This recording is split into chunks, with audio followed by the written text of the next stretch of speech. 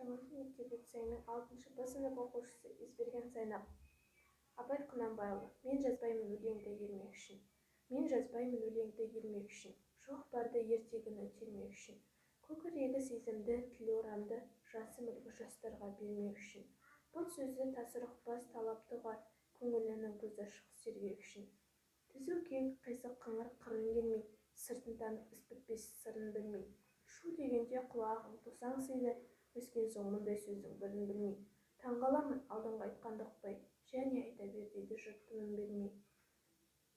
Сөз айттым Әзіретәлі айдаһарсыз, мұнда жоқ алтын иек сарала қыз. Кәрілікті жамандап өлім тілеп, болсын деген жерім жоқ жігіт арсыз.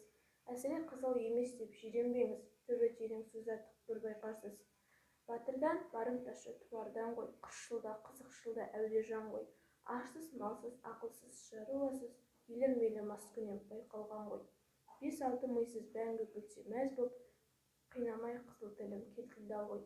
Өлеңі бар өнерлінің сізге, жалынамын мұндай сөз айтпа бізге.